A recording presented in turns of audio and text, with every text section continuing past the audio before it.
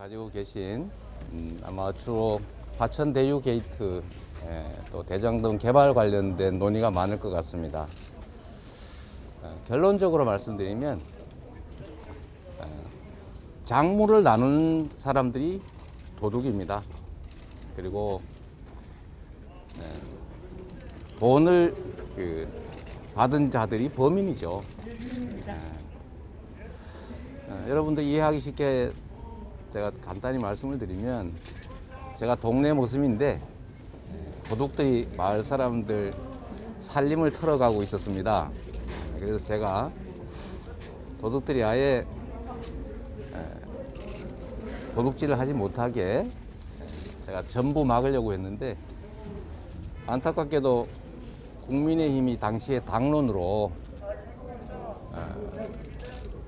작물 회수하는 걸 방해를 해서 제가 70% 또는 절반밖에 회수하지 못한, 절반의 성공밖에 하지 못한 게 이 사건의 본질이고, 나중에 보니까 그 작물을 도둑들을 도와준 그 사람들이 나눠 가졌더라라는 게 지금 드러났습니다. 이 국민들이 맡긴 인허가권 행사를 통해서 생기는 불로소득은 모두 국민들의 것이 되어야 됩니다.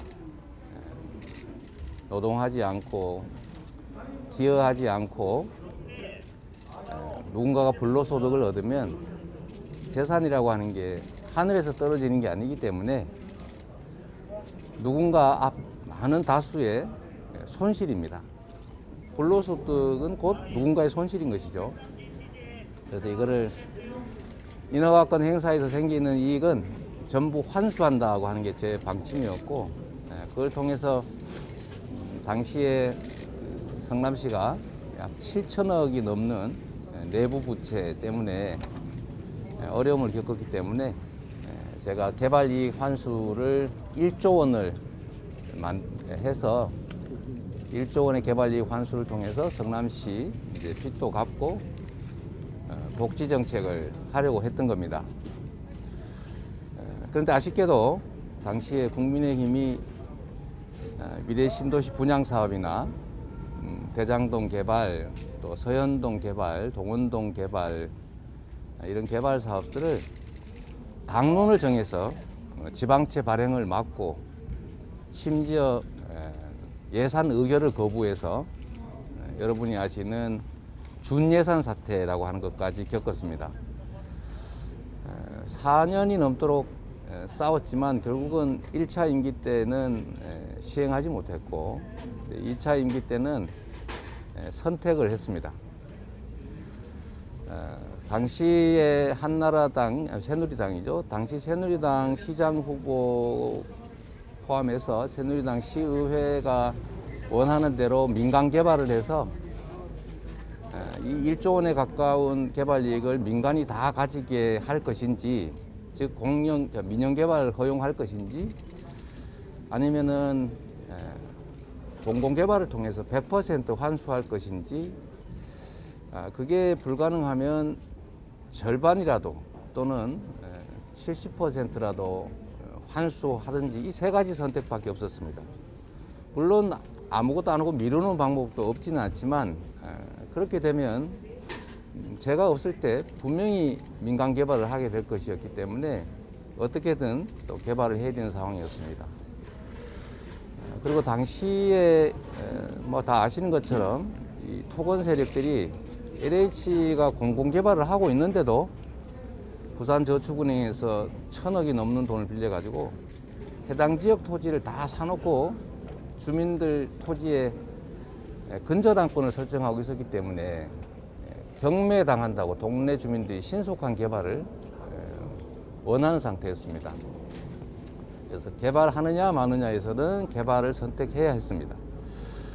두 번째는 개발의 방식인데, 제가 수년 동안 싸웠던 것처럼 공공개발을 했으면 아무 문제가 없었겠죠. 전부 환수했을 것이고, 무슨 뭐 토건업자, 토건 그 투기 세력들이 이 사회에 끼어들 여지도 없었겠죠. 그런데 그거는 아시다시피 국민의힘의 반대, 그리고 당시 박근혜 정부의 방침이 공영 개발을 최소화하고 민영 개발한다라는 것이었기 때문에 제도적으로 도저히 할 수도 없었고, 또 국민의힘이 조직적으로 반대했기 때문에 시행이 민간 개발은 공공 개발은 불가능했습니다. 그러면 결국은 당시에 토지 구입 대금을 시 재정으로는 조달할 길이 막혔기 때문에 민간 자본을 동원해서 개발을 하되 공공으로 개발 이익을 상당 부분 환수하는 결정을 할 수밖에 없었던 거죠. 그 결과로 여러분 아시는 것처럼 예정이 6,200억 중에 4,400억을 성남시가 고정적으로 확정적으로 환수했습니다. 그리고 민간 개발업자들은 1조 5천억을 투자하는데 예정 이익은 1,780억이었던 거죠. 우리가 71%를 환수한 겁니다. 그리고 2015년은 부동산 경기가 매우 안 좋을 때였는데, 미분양이 속출할 때였는데, 2017년이 되면서 이 부동산 경기가 호전되기 시작했기 때문에 제가 인허가권을 행사해서 뭐 갑질이라고 불릴 만한 일이죠.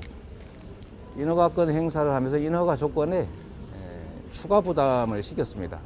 해당 지역이 아니라 그 외에 성남시가 원래 해야 됐던 터널 공사, 뭐 배수지 공사, 도로 공사 등 부담을 920억 추가 부담 시켰고, 1공단 공원화 그 사업도 200억을 추가 부담시켜서 5,503억 원을 회수했습니다.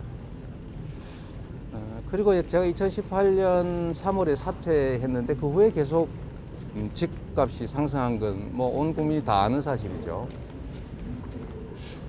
그리고 당시에 제가 혹여라도 있을 부정거래, 공직자 매수 상황을 대비해서 청렴 서약을 받고, 만약에 공직자 매수 같은 상황이 발생하면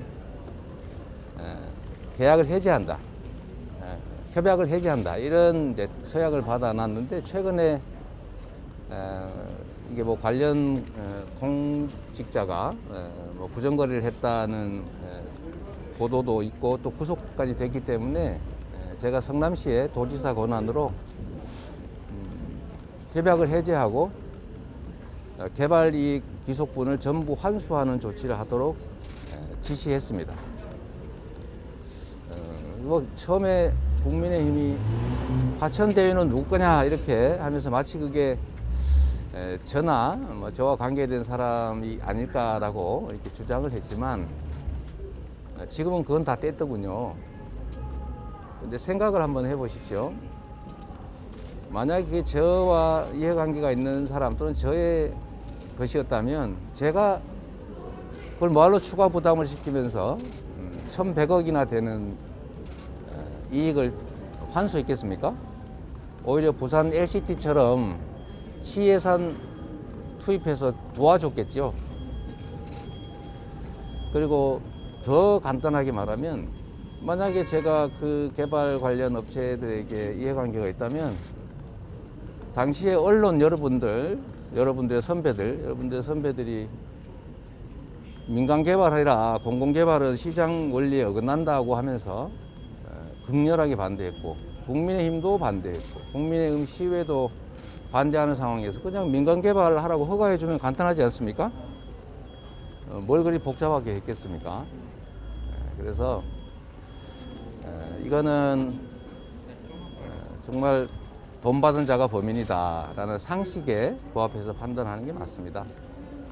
그리고 절반밖에 성공 못했지만, 지금 현재 개발 이익이 상승했지만 역시 4천억 정도이고, 성남시가 회수한 거는 현재 가치로 따지면 한 7천억 가까이 될 겁니다. 왜냐하면 성남시 1공단 부지의 땅값도 올랐을 테니까요. 그러나 그런 거 계산하지 않더라도 우리 성남시가 회수한 거는 배행 비용 280억을 또 추가로 환수했고, 그 이전에 한 용역비 8억도 추가 부담시켰기 때문에 약 5,800억 정도가 됩니다. 그리고 그들이 취득한 개발 이익은 어쨌든 4천억 정도인데, 그렇게 하더라도 성남시 몫이 59%, 개발 사업자들 몫이 41%, 이렇게 돼서 6대4 정도로 성남시 몫이 많습니다. 다시 말씀드리지만 민간 개발 했더라면 국민의힘 당시 성남시의회가 요구했던 것처럼 민영 개발했으면 이거 1조 원 가까이 되는 개발 이익 전부 그들이 민간업자가 다 가졌을 거 아닙니까? 마지막으로 저는 국민들께서 이렇게 박탈감 느끼시고 또 저의 예를 들면 성남시장으로서 성과에 대해서 더 하지 그랬느냐, 왜 그것밖에 못했느냐라고 지적하는 점에 대해서는 저는 공감하고 또 안타깝게 생각합니다.